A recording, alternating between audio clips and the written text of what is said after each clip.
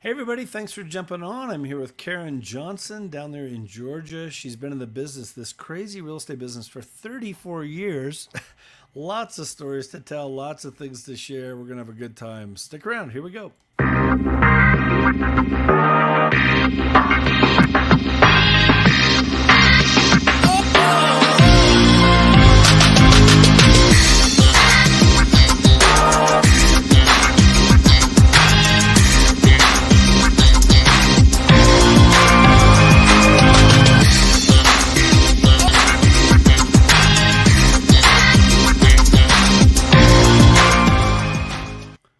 Karen, good to Hey see you. Jeff, how are you? I'm good. I just took a drink of water and I was like, oh my God, I'm choking. One of those, hey, we're live, anything could happen. So, Absolutely. anyways, I appreciate your time. It's good to see you on here. How you been? Good? I've been great, been great. The business has been keeping me super busy.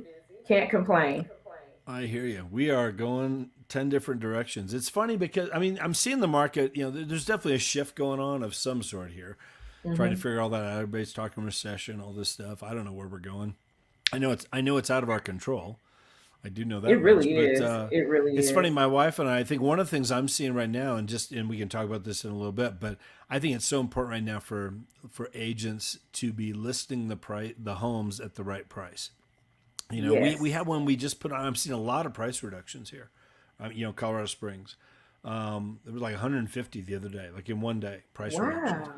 And one of the things I'm seeing, like my wife and I had a home we put on the market about a week ago, and they wanted to price it up here. Like, let's start at 499. I'm like, no, no, no, no, no. 3 months Mhm. ago, 6 months ago, yeah. Let's. I think here's where we need. Look at these price reductions. Look what's going on. We put it at 469.9. Now we knew that was a good price. We had 11 offers. It's under contract right now for 515. Right. So it's just like, so they were like, singing our praises, whatever. But I think if we were to start at 499, we might have, still be on the market and down at a 469 right now. And now what's wrong with that? What's wrong with that property? Because if Hmm. it's on there too long, people are starting to look and see. But anyway, we'll Yeah. get into more of that later. It's good. Tell me your story. You've been doing this forever. You're Forever. 34 years. That's a long, long time. You started when? 34 19, years. yeah, Yeah, 1988. 1988. 1988 is when I started in the business. I'm actually a second generation real estate professional. So my mother had her own real estate firm, mortgage company, and she was also part owner of an insurance company. And so in my household, it wasn't, whether you're going to work at McDonald's or Wendy's or you're coming in the office. So, Yeah. I started at a very early age, sitting at the front desk, literally when her receptionist had to go to lunch during the summertime, I would come in and answer phone calls. And, back in the day, it wasn't much technology. So all we had was a notepad, and we Yeah. took messages, and then I had to call each agent, and give them their sign calls. And so that was my first introduction to the business. And I tell you, Jeff, I used to swear, I'm never going to be an agent. Oh my goodness, this is just too much. And I would watch my Yeah. mom, deal with the agents in her office and deal with sellers. And then I think it was the summer in between my sophomore and junior year of college, my mom encouraged me to go and get my real estate license. And so I did. At that age, you're just like a sponge. So it was really easy. I went to class, passed the exam. But here's the funniest story, Jeff. I tell you the truth. I'm an open book. My mother was a broker, so she said, "Hey, I'm gonna give you your first listing. So hopefully you'll have your first closing before you go back to school." Now this was in the '80s, so interest rates were really high. But Yeah. here you had a lot of movement. We were still a little country town, Atlanta was, but there was still a lot of people moving around, moving up to their next homes. So she literally, I went on a listing presentation with her, and she told the guy, "My daughter's going to list this house for you." He was like, "Oh, great. She's young. She's going to be enthusiastic." Okay, that was great. So we put the sign in the yard, all of that good stuff. But it was the summer in between my sophomore and junior college, junior years in college. And my friends began to come back in town from all over the country from school, right? I Right. did not see that man another time. So I didn't even really try to market the house. I didn't show the house. So my mother, about maybe 3 weeks later, followed up with me. And I came into her office and she said, "Hey, so how's that listing in Point Ridge going?"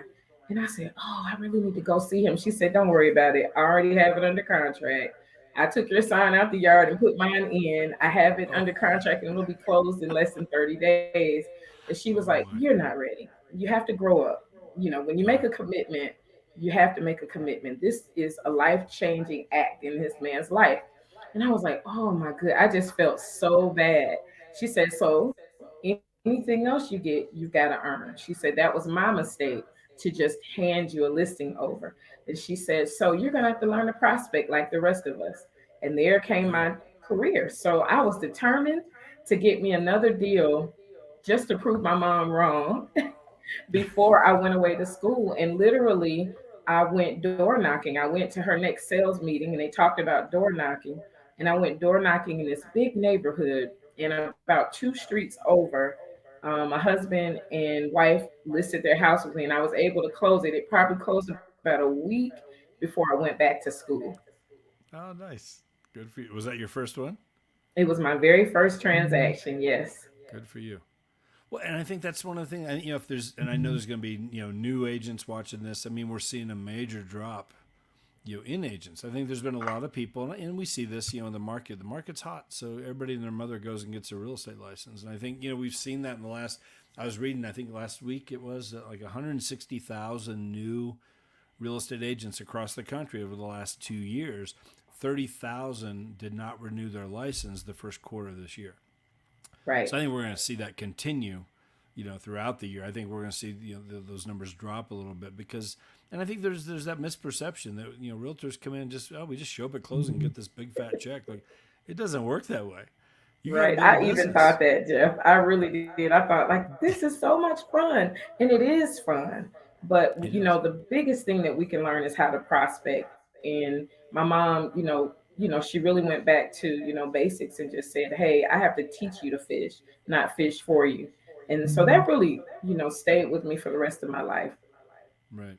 So let's talk more about your story, the journey of it. So you started there with your mom. Did you finish school? Did you graduate in college, or did you just go So straight with real estate?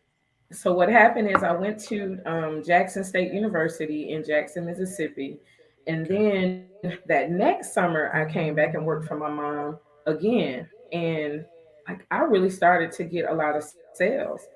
So the next year I ended up staying home and I transferred to Georgia State University, and I really began to work with my mom hand in hand. And real estate was just like all of that, even though we were in high interest rate market.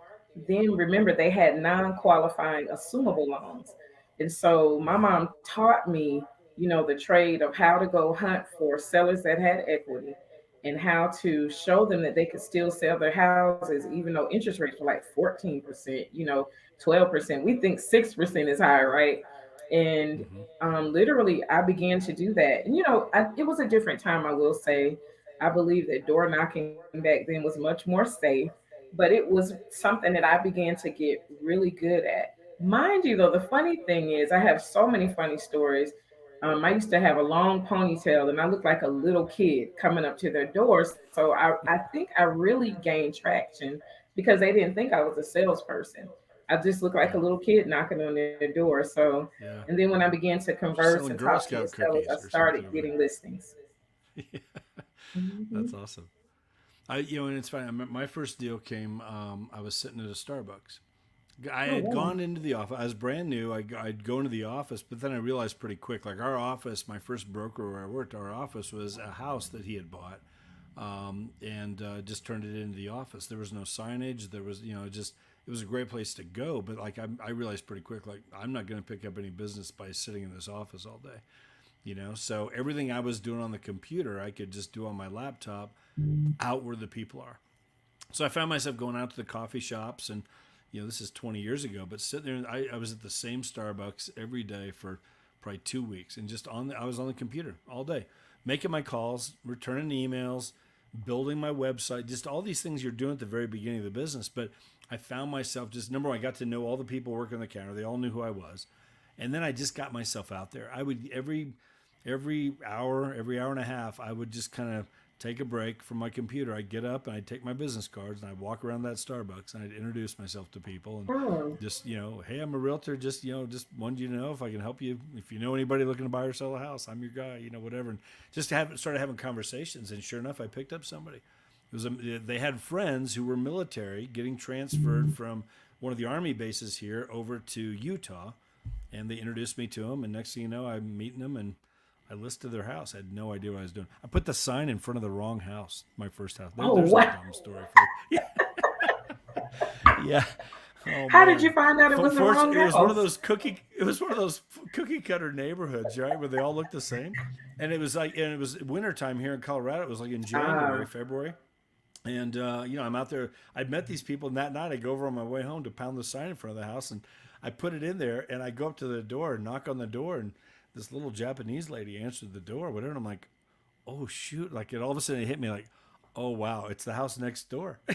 wow. I'm so sorry. I'm just glad I went up to the house. I was going to let them know, hey, I got your sign here, because if I'd have just put it out there and left, I mean, guys going to work the next morning, honey, do we need Would to have been talk? like, What are what? you selling the house? What is there something I don't know? But anyway, That's we all have funny. those. We all have those stories. But that's how I picked up my first deal. That was just being out there where the people are. The more people you talk to, the more likely you are to find somebody who's looking to buy or sell, or they know somebody who's looking to buy or sell. And so I just had to Yep. be out of the office. So Absolutely. Prospecting, you got to go where there are people. And then, kind of yeah, like my next step, I ended up having my first son in 1989. okay, And my husband was just finishing up at Morehouse College. And so we decided to both go get jobs, and I would be part time in real estate. And so I ended up getting a job at the Georgia Power Company. But the funny thing is, that was the best thing ever because all of the employees, everybody that I knew, became my, circle of influence. And so I would sell people houses, lease houses for them, all types of stuff. And Georgia Power Company had this, and I don't know if they still do now, but they had something called pay per performance, and it was like a bonus system. And we got this bonus check every February, and they would always put these checks in these big, bright colored, neon colored envelopes. And I would see people and say, "Hey, whatever you do, don't waste that money. Buy a house, get yourself together. Get a rental property, all kinds of stuff." It was so funny. So for about 3 years, that was my super, pseudo clientele base. I mean, it was, I got all of my referrals from work. I sold everybody at work a house. It was great. That was a great experience. But hmm, then HUD, the US Department of Housing and Urban Development, HUD, it came up with the $100 down HUD Homes project, right? okay, And so every house, no matter what the price point was, as long as it was within that FHA range, a buyer could buy a HUD home with only $100 down. And so right, I don't know if in Colorado if they had these books, but they were called Harmon Homes magazines, and they were black and white, and it would have like print ads for houses.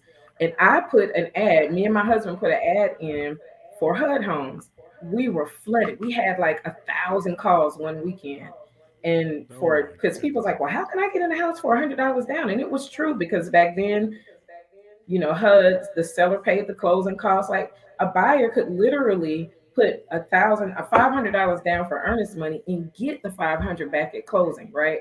It was right. crazy.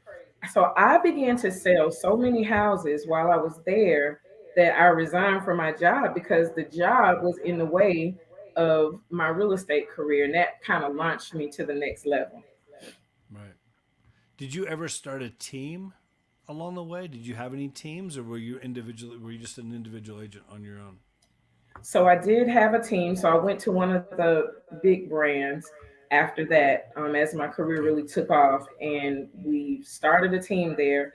I had a couple of buyers agents on my team, and then we really were primarily, I would say, buyers agents because our deals were probably 70% buyers at that time and 30% sellers, and it was a strong buyers market back then. And what I would do is my niche was to host home buyer seminars, and we would go to the public libraries in our county. and host different seminars. And back then there was no like Facebook and all that stuff. So we would create flyers, and my husband, myself, my son was little, and we go and put flyers on mailboxes and go to apartment complexes and stand at their mailbox and pass out flyers to get people to come to the home buyer seminars. And that really launched us, and we started having so many buyers that we couldn't handle it by ourselves. Yeah. And that's when our first team was really birthed, Okay. from there. And then we began to really grow our teams, once I bought a franchise, a real estate franchise. Okay. And when was that? When did you buy a franchise? I bought a 2005. franchise in the early 2000s. Okay. And what was the franchise? Can I ask? I mean, it was It was an Exit Realty franchise. Exit Realty. Okay. Yeah. Hmm. And You how never long know did if you you can have? How say long? names or not. So, That's okay. Yeah. No, it's fine. It's fine. And I don't want. Well, I'll never say a bad thing about any company. Every company has its pros and cons and pluses and minuses for sure. What? How long did you have the Exit franchise? we had the Exit Realty franchise. We purchased it in 2004, 2005, but then the foreclosure crisis hit us in 2008. So we were out by 2009. It was the most Okay. tumultuous time of our lives. I will back up in the 90s. I began to work with a small builder called Greenwood Homes. And I learned so much, from listing builders. It was like incredible. They give you one subdivision, now you have 100 listings. So, Yeah. that was like outstanding. And there was a big boom here in Metro Atlanta because the housing stock was pretty old. And so builders just came in. There was lots of land, and it was just crazy. Like new homes were just popping up all over the place. And once I got to a certain point financially, you get burned out, working in new homes because you miss. I tell people I've missed so many baby showers, weddings, because you're working on the weekend. That's when Weekends. everybody's Yeah. coming in buying. And then when I got to a certain place, I was like, let's look at buying a franchise. And I did a whole study on all the different franchises. And what caught my eye with Exit Realty was the residual component that they paid. And so I was like, wait a minute. So you're telling me just from telling somebody about a company, I'm going to get a residual payment when they close? And they was like, yeah. So I went to a seminar that was local, and they were trying to grow the state of Georgia. And it just made sense. It wasn't that expensive. We had another couple that we were close to, so we partnered together, and we had two offices, one on the east side of town and one on the south side of town. Okay. Okay. Hmm. What was? Can you think back? I mean, back to those days. I mean, like, what were some of the biggest challenges you had in terms of, even as an individual agent, like, and then you wanted to start a team. Was it just were you busier than you wanted to be? You thought the team would help in terms of leverage. Is that part of it? Yes. Because I did the same Overwhelmed, thing. Yeah. Yeah. Okay. because after like that 10-year mark, like our referral base was crazy. Like I would get Yeah. so many referrals. And then again, those magazines, that print marketing really worked back then. So Yeah. that it was still king then. And so you could run one ad, and you may take, you and your team might take about 1,000 calls, but it could yield you a good 20 appointments, 10 closings. You know what I mean? So it was worth every penny of it. Yeah. But getting that many leads, sellers and buyers, was just overwhelming. So we literally came up with a system, how to pass those leads on to our team members. And then again, it was the builders boom. So I started listing home builders. And what I decided to do was create a new home sales division. We called it a builders services division of our Exit franchise. And we attracted all kinds of small and medium sized builders.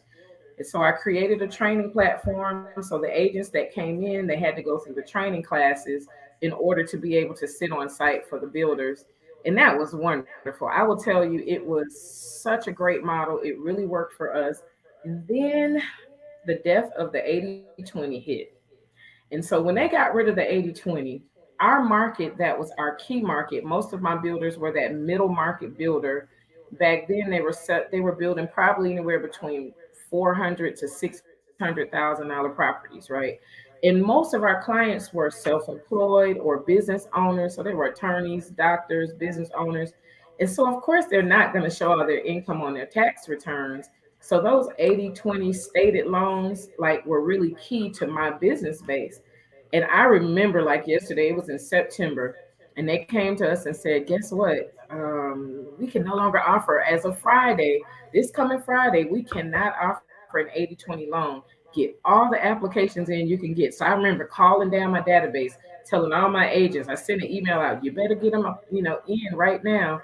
And it really just slowly, at first, you just started seeing people saying, well, I don't want to put 10% down. I don't want to put 20% down. And then that started to trickle into a fast spiral where literally people just stopped trying to buy in that price point, which then, affected the builders. And we know the rest. Like here, Metro Atlanta was hit super hard by the foreclosure crisis. We were one of the top cities that had the most foreclosure volume. Really? Oh wow, I didn't know that about Atlanta. You always Yes. think Vegas and places in Florida and Arizona, but Atlanta got hit. Yeah, we got hit really, really hard. Okay. It was, whew, when I tell you it was sad, we used to call them PVC farms, where all the builders had started developing, and all you see is these PVC drainage pipes on each lot, and you could just drive in, and it was thousands and thousands of lots that they walked away from. Now we wish we had those lots. Like it's a foot race for land now, but Yeah. it Yeah. was a very different market. So saying all that to say, Jeff, I've been in an up market, a market. I've sold in a market with high interest rates. I've sold in a foreclosure laden market. Now we're selling in the most crazy sellers market I've ever witnessed in my 34 years. And Yeah. so I say to anybody in real estate, whether you're old, new, just hang in there. But you've got to learn new skill sets. As the market changes, you've got to sharpen your tools. That's it. Yep. We can never learn too much. Yep. For sure. I remember 2008. I mean, I'd never done a short sale, but that became the name of the game. My God, for Absolutely. 2 or 3 years, that's what we did. Short sales and foreclosures. We're seeing the foreclosures. Like we're seeing a lot of that. Those numbers are starting to really take off here. Tick We're back starting up. to see that. Yeah. Hmm. But yeah, you adjust. I think we did a training for our group here about 2 weeks ago on crypto. I don't honestly, I don't know hardly a thing about crypto, but it's becoming. I just saw this 20% of millennials last year did their real estate transactions in crypto. It's like and that's a huge part of the market. That's on the way in. And it's like, oh, I don't want to learn crypto. No, you need to learn crypto if you're a realtor. I really think that it's just another tool you can put in your Absolutely. toolbox, and it's definitely there's some big things going on there for sure. But yeah, you adjust. The Absolutely. good agents adjust. And I had a you're young lady constantly that learning. bought a condo using her Bitcoin. So she had invested Yeah, early in Bitcoin, and it was yeah, just a small fraction that she cashed in to buy a condo in Midtown down here. And I learned a lot about how to convert without a lot of fees that impacted the deal into cash, and getting hmm, that wired over to the closing attorney. But it was my very first deal where I had a client technically purchase a property using Bitcoin. yeah. Most of the transactions so far have been like that right there, where they cash out some Bitcoin or what Ethereum, whatever, and then use that money to purchase. Well, now we're actually starting to see it where the whole transaction's being done in crypto. So you do Yes, everything up front, you do your inspections, all this kind of stuff, and then the transaction happens like instant. You're transferring the just money transfer the from here money. to here, digital currency, and it's a done deal. Our broker here Absolutely. in Colorado, Shelly Vincent, I had her on here a couple of weeks ago. She did a training for our group. She's the one that did the training for our group. But she's got a deal right now up in Denver. It's a $12 million penthouse up there by Mile High Stadium where the Broncos play. $12 million deal, and the whole thing's being done in crypto. It's like literally Wow. just a transfer of the whole. So they're not cashing it out and buying it, going through all that process, whatever. The Like they're seller literally is accepting the crypto. Okay, the that's whole pretty dope. thing's I being haven't done had one that like way. that yet. Yeah, that's coming. So just again, just things to learn. But it's one of the things I love about what we're doing here. I think with EXP, when you've got the brightest minds in the business, literally coming over here, 1,000 agents a week, the way we're growing, I've never seen anything like it. It's It just incredible. keeps you ahead of the market. It keeps you ahead of the industry in that sense. I mean, the masterminds that are going on, like I know Glenn, our founder, is talking about things like what's he talking about? He's talking about things that are 5 years down the road. because real that's who he estate is. NFTs. I'm like, real Yeah. estate NFTs? Yeah. That's Like what? wild. Excuse me, what, you speaking German? Like it's just, yeah, we got to learn all this new stuff. So what, let me ask you this. So as 2008, the recession hit, and that was hard on everybody. That was hard on your exit franchise. And so Hmm. 2009, is that when you walked away from that, that went a different direction? Yeah, we exited out of the franchise. Okay. And just as you said, Jeff, we began to learn how to work with short sales, work with the banks. My very first short sale was actually with a major bank who had given one of my builders the construction and development money for their subdivision. And we had, I believe it was 8 houses that the builder had built, and however, the builder walked away. So the bank called back and said, listen, what if we can reduce, the balance that you owe on each of these houses?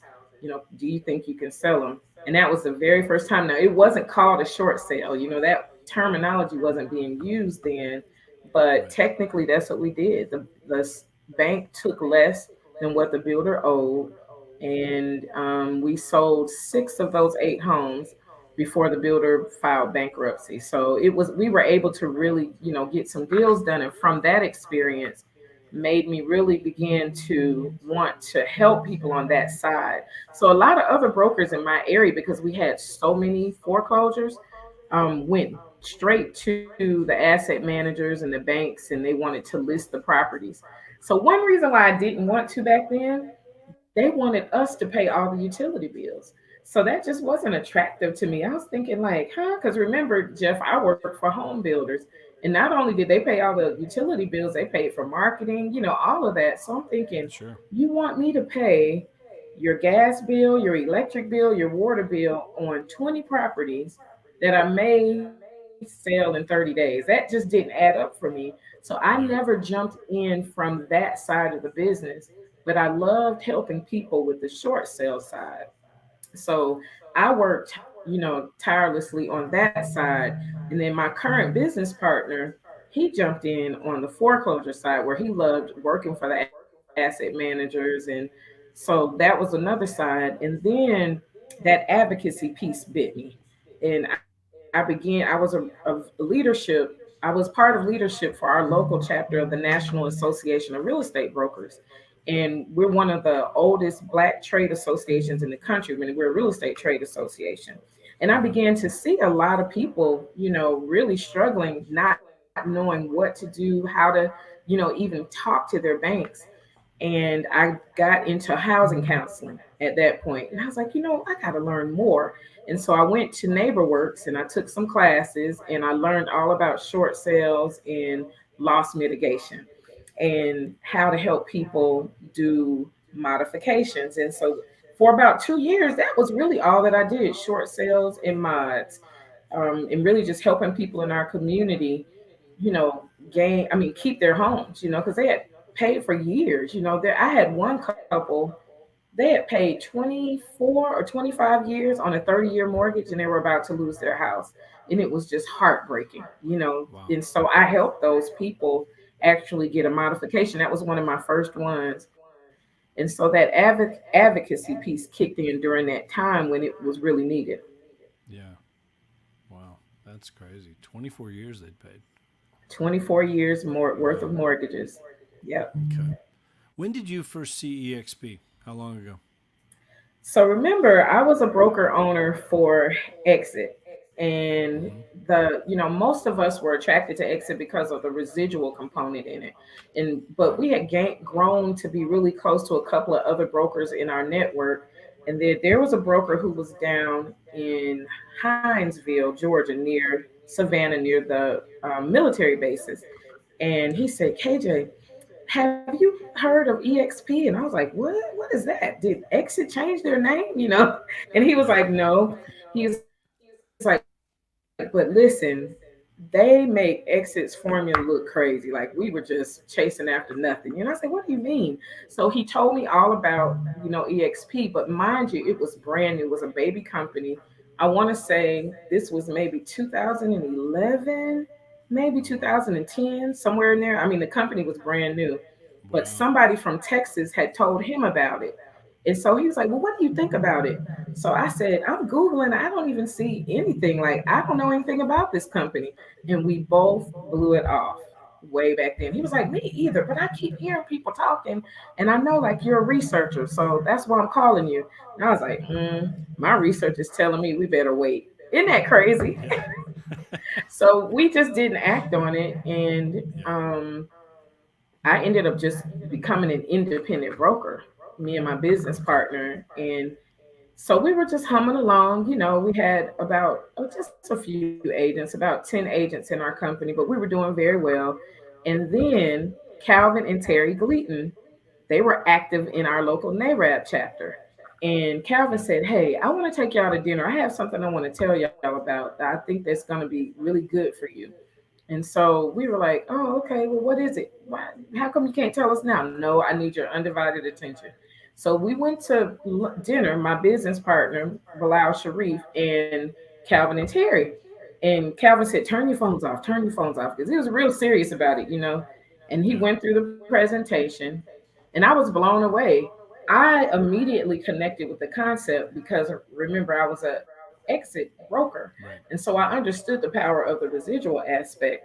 But what I will say is the equity share just went over my head. That I really didn't pay attention the first time. So I said, "Well, somebody called me a few years ago about it, but I didn't think anything of it." But I respected Calvin because he used to own six Century 21s, and he was my competitor on the South Side. And so I said, "Well, if it makes sense for you all, it'll probably make sense for us, but let me get together a list of questions." So me and my business partner, we're the joke, like Tony Camilleri and all of them, they joke about us now because we came with like a list this long, just full of all of these questions. What are we gonna do? How are we gonna do this, that, this, and that? But I will give them all credit. They literally got a conference call together and they put everybody and their mother on this call to help us Wow. answer all of our questions. And that's when I decided to come over. It just made sense at that point. Wow. When was that? What year was that? What is this? 2022? It was 2018. So 4 years ago. Mm-hmm. Made the move Yeah. over. Okay. Okay. Well, good for you. So how, let me ask you this: so you because you talked about exit, the residual income. What like the power of residual income? Talk It is about that for a minute, powerful. because most people don't understand that. So it's Actors so get it, powerful. musicians get it, authors get it, whatever. Insurance agents, if they build a big enough book of business and whatever. But realtors, we don't get it. Like there's no other business out there. Like the power of residual income. You've mentioned that several times. Talk about that for a second. Why is it so powerful? So I really didn't understand it until the founder of Exit came to Atlanta and they had this big summit. And he really talked about us being in an industry where we're one of the only industries where we work, number one, on a promise to get paid. So we don't even know if we're going to get paid. We spend countless hours counseling, showing property, listing property, and we only get paid when the transaction is completed. And so he would always, that stuck out when I was sitting in the seat, like, I never looked at my industry from that perspective. And then he was like, "And then what are you going to do to retire? That means you have to be an investor. You have to, invest, build your own retirement portfolios out. But what if I could show you a way that you could build, endless income?" And so that stuck out to me because I think maybe I was in my 40s, and my early 40s at that. And so at that point, you begin to think at 40, like, okay, so I got to figure out how I'm going to retire. That's coming sooner than later. And at the Yeah. time, I had a goal of being retired by 55. And so I was like, man, I got to hustle. So it just made sense to me because at that time, you know how many seminars you go to, and some of the brokers would say it, you're only as good as your last transaction. You're only as good as your last transaction, right? Yep. And so that Yep. just like rang like a death ring in my ear. Like, what? This is not good for our industry. So how can we take our skill set? Because let's face it, we help people with one of the most important transactions in their entire life, Mm-hmm. but we probably get the least amount of respect in the whole transaction, right? And so I'm thinking like, how can we change this? And just sitting in that seat, listening to him talk about, you know, what the residual could do, And it made sense because there was a retirement component. And literally, you could retire from the industry and still get paid from all of the people that you had sponsored over into the company. And so that really just rang with me. I mean, it made so much sense because at some point, Jeff, we're going to be tired. We're going to be tired of making phone calls. We're going to be Yeah. tired of doing buyers and sellers consultations. Even when you have a team, you're going to get tired of training and mitigating issues. And we deserve to retire too. That's really how I Yeah. feel about it. So that residual Yeah, for income sure. gives us the opportunity to build a stronger retirement portfolio. Absolutely. How has it come in handy for you? Can you share the story? Because it's just, I know you have a powerful story there. Do you mind sharing Yes, that I for everybody? can. So I know a lot of people are like, okay, so you got all this experience and you've been here. How come we don't see you on the icon, panel? And so now it's what, almost 4 years ago now, 3.5 years ago, my husband was diagnosed with cancer. And at the time, it didn't seem like it was going to be life changing. He had just a little node on his back, and you're thinking, okay, you can have surgery, everything will be okay. But that node like grew overnight, like rapidly. And Wow. what we found out is that he had one of the most rare types of sarcoma, which is Hmm. a cancer of the flesh, basically. Yeah. And his was so aggressive that it went from the size of a pea to the size of almost a Nerf football in about 4 months, maybe almost five.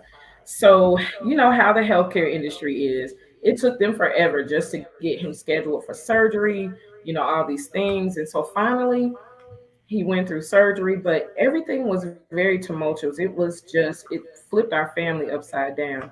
And I just didn't work. I didn't work for about 2.5 years. Luckily, I had already come over to EXP and had attracted myself personally, probably only 5 people, but those five, I think it was about 15 people under me at that time. And literally the revenue share came in handy. And the crazy thing is, Jeff, I was still so unplugged. I didn't even really understand what I had with EXP. Right. I remember when I first got the first revenue share check in my bank account. I was like, "What is this? I don't even know what this Yeah. is." And so I had to go online, do the research, and figure out what it was. But it may seem small, but that little $1,500, $2,000 every month, like it allowed me to stay home, go to every chemo session, to every doctor's appointment with my husband. I mean, it has made such a difference Yeah. in me and my kids' lives because he passed away in February. And Sorry. it allowed us to really spend a lot of time with him and me not be stressed about, real estate sales and things like that. So EXP has been a blessing to my family. That's awesome. I appreciate you sharing that. I'm Yes, definitely sorry about your husband. I think, just it is a blessing. I think, that's, I say it all the time. I think people are going to go through things, and most people aren't ready for it. We don't plan on those absolutely. things.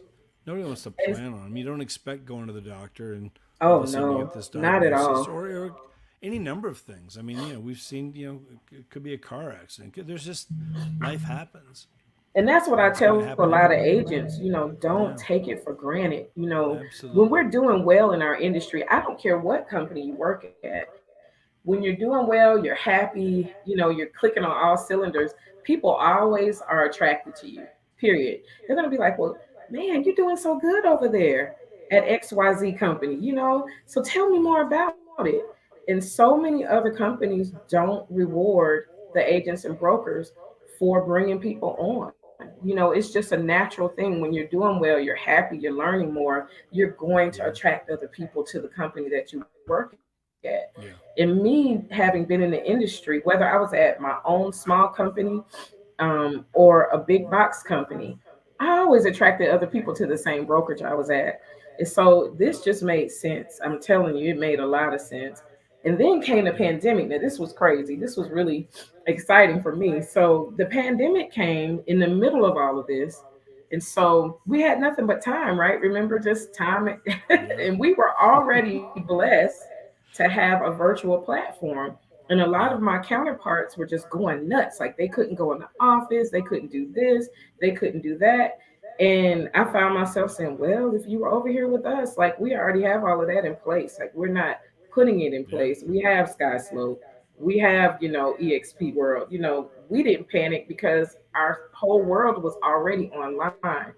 And Yeah. so it was a beautiful thing. We still had 70, 80 classes a week all through that time. We Yep, still did our shareholders meeting, which is coming up here in a few weeks in Orlando. I'm looking forward to Orlando. I would rather be in yep. Orlando, but we didn't have to cancel the event because we just did it all virtual. And The that whole that entire was thing. so Yeah. dope. I'm telling you, Oh, it to was see it. awesome. Oh, see that event online and still able to talk to people from all over the world. That was Yeah. awesome. Yeah. The convention. I mean, again, it's. I'd much rather be live with everybody, but again, it's the next best thing, and it was so good. We didn't skip a beat during all that, Not one. and there were most companies out there canceling things, and just everything was falling apart. But we just kept going. But no, I think that residual income piece. I mean, it is. It's just I'm so grateful for it myself. I just long before I've had it for a long time, and I've shared it on here many times. But I just shared this last week. It popped up on my Facebook memories every year, May 12th. It's always a big day for me. That was my 7 years. 7 years ago, May 12th, is when I had surgery for prostate cancer, Oh and wow. clean bill of health ever since, which I'm so grateful for. Thank That's God. a But good thing. yeah, but again, for my wife and I, there was about 6 months where we didn't have any closings on purpose.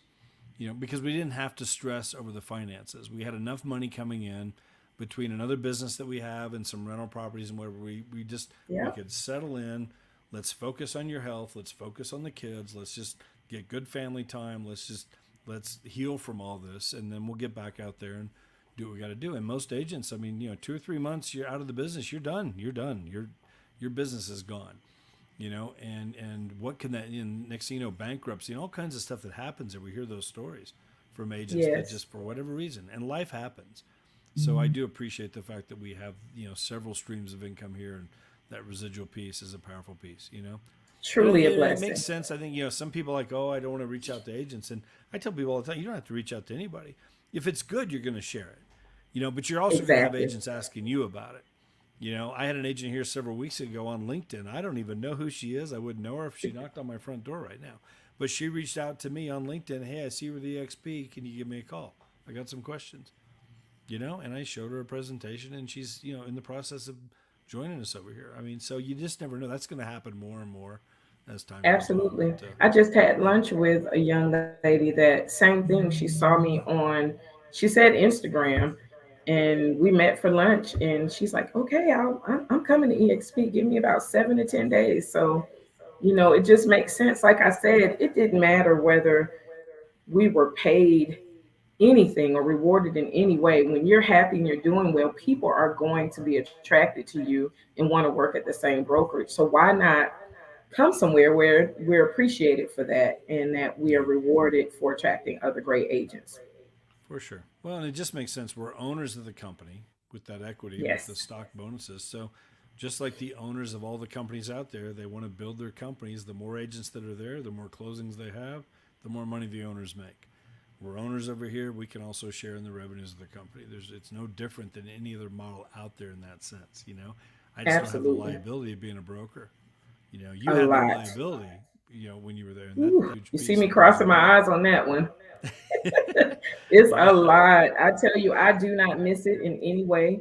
Me and my business partner was talking about that just the other day, and we were just like, "Man, you remember we had to, go through compliance on all of the different contracts, and we had to balance the escrow accounts, and like we don't have to do any of that stuff anymore. Like we can point them to the training calendar and tell yep, them, hey, what is it that you need help with? Listen, on Thursday, Krista Mayshore is teaching on this, or Jeff Morrell. I mean, literally, we can send them in the yeah, world.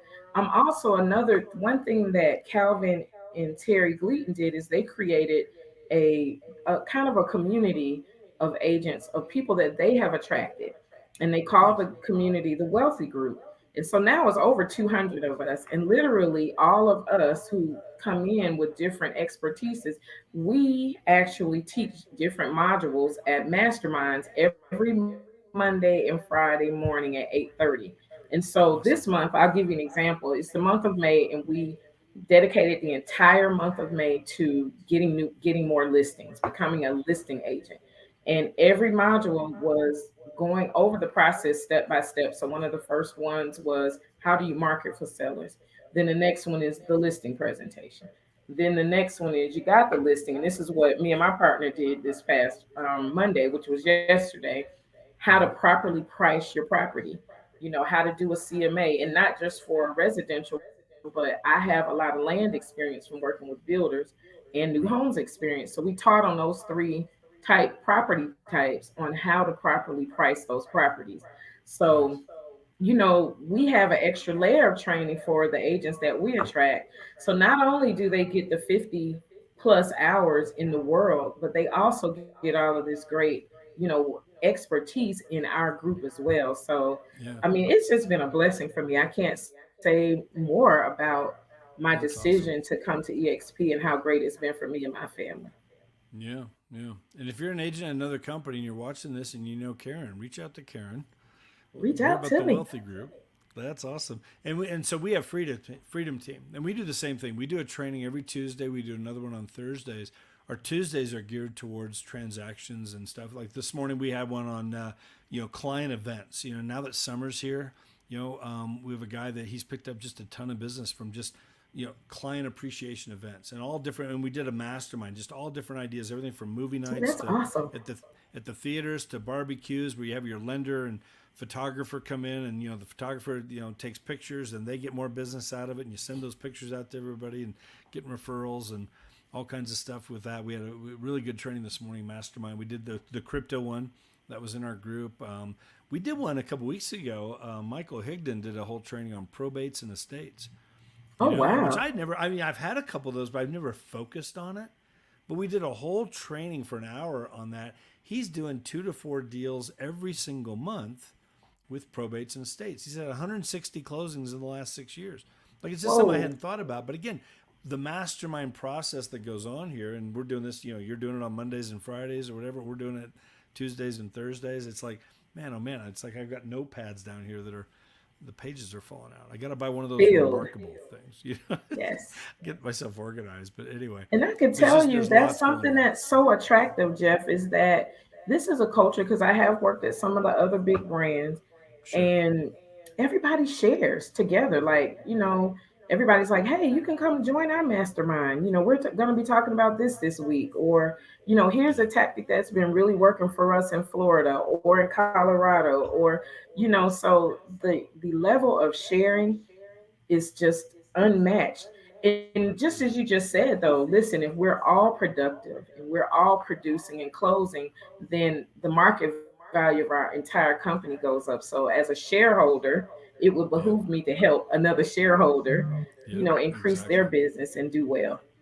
Yeah, the collaboration is beyond anything I've seen in my 20 years, and it is great to be here. So, Karen, I appreciate your time. Thank you so much, and thank you for sharing that story. I know it's not easy to talk about, Yeah, I'm but sorry too. I was trying so no, no, hard no, not to no. get I emotional. appreciate you sharing it, and I didn't mean to put we talked about it beforehand. I didn't want to put you on the spot with it, but I think it's just a powerful story to share. I know you inspire a lot of people with that, so definitely. But thank you again. So guys, thanks for jumping on. If you're on YouTube, you can hit the subscribe button. I'm doing this about a couple times a week, and all kinds of trainings on there, all kinds of stuff, making that available to everybody. But if you have any questions for either of us, put it in the comments on Facebook, LinkedIn, YouTube, whatever. We will get back to you for sure. But we appreciate Karen and everything you're doing. Thank you so much, guys. Thank Have you a for great week. having me. Okay, It's fun.